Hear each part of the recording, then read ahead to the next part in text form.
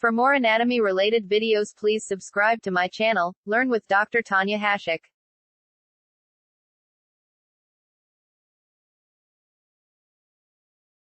Hello everyone, in this video we will discuss about diaphragm.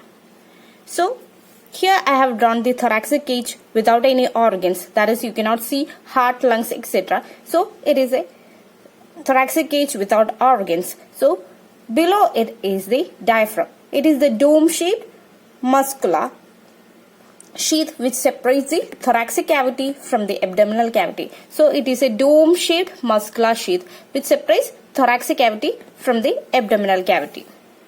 So diaphragm, it is just not a muscular sheath. It is one of the primary organ which is involved in the respiration. That is, during the inspiration, the diaphragm, it contracts, and as a result it increases the space in the thoracic cavity, and as a result it gives extra space for the lungs to inspire air during the inspiration. So it is one of the primary muscle which is involved in the inspiration.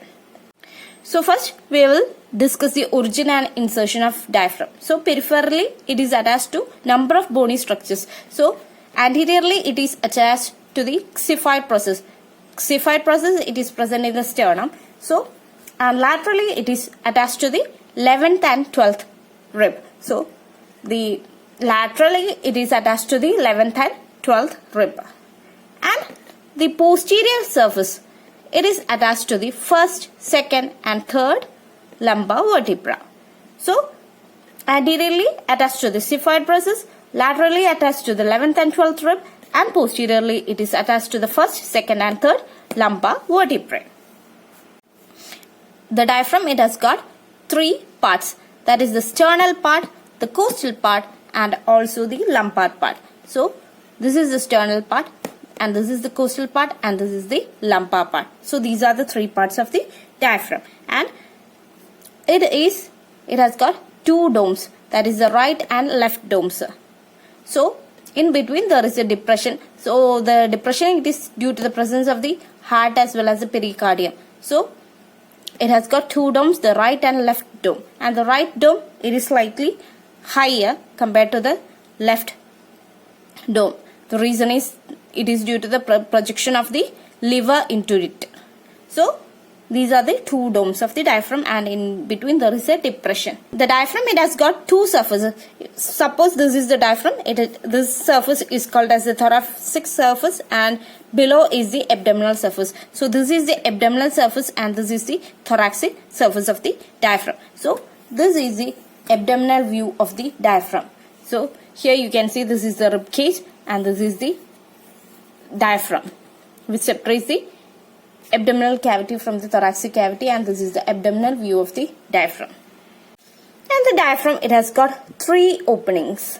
So these are the three openings of the diaphragm. So these openings, it is called as the hiatus. So this hiatus, what is the function of this hiatus? It allows the structures to pass from the thoracic cavity towards the abdominal cavity. So it allows the passage of structures from thoracic cavity to the abdominal cavity, and thus there are three hiatus in the diaphragm. So one is the caval hiatus, and next is the esophageal hiatus, and next is the aortic hiatus. So these are the three hiatus of the diaphragm. So caval hiatus, it is for the inferior vena cava to pass through, and the esophageal hiatus, it allows the esophagus to pass through it, and also next is the aortic hiatus, it helps the descending aorta to pass through it. So now we will discuss what are structures passes through these three hiatus. Along with the main structures, that is along with the inferior vena cava, esophagus and aorta, some other structures also pass along with that. So in caval hiatus there is no other structures other than vena cava. In the esophageal hiatus, vagus nerve also passes along with that. In the aortic hiatus, there is aorta, that is the descending aorta, the azygous vein as well as the thoracic duct. So these three structures passes through it. So you can see that the topmost is a caval opening, next is the esophageal, that is in the middle, and the lowermost is the aortic opening. So these are seen in different levels. So this opening, it is seen at the level of 8th thoracic vertebra. The esophageal opening, it is at the level of 10th thoracic vertebra, and the aortic hiatus, it is present at the level of 12th thoracic vertebra. So for remembering, you can say that 8, 10, 12. So T8, T10 and T12. So at these three levels, you can see these openings. So next is the innervation, that is the nerve supply to the diaphragm. So the motor nerve supply, it is from the phrenic nerves, that is from C3 to C5, and the sensory innervation, it is from phrenic nerves as well as the 6th to 10th intercostal nerves. So motor innervation is from phrenic nerve and the sensory innervation from phrenic nerve as well as the 6th to 10th intercostal nerves. So next is the blood supply to the diaphragm. So the costal portion of the diaphragm, it is supplied by the subcostal arteries and the 5 most inferior pairs of intercostal arteries. So the costal portion of the diaphragm, it is supplied by the subcostal artery and also the 5 most inferior pairs of the intercostal arteries. And other arteries which supply diaphragm are the inferior phrenic arteries and also superior phrenic arteries.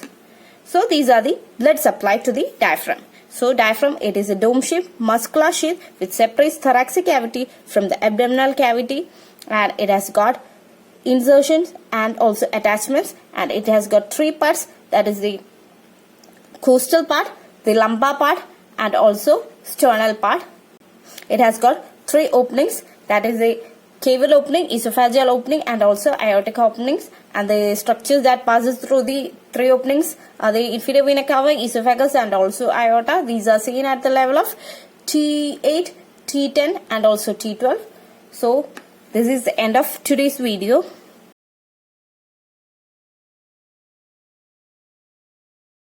This is the end of today's video. For more videos, please subscribe to my channel and press the bell icon.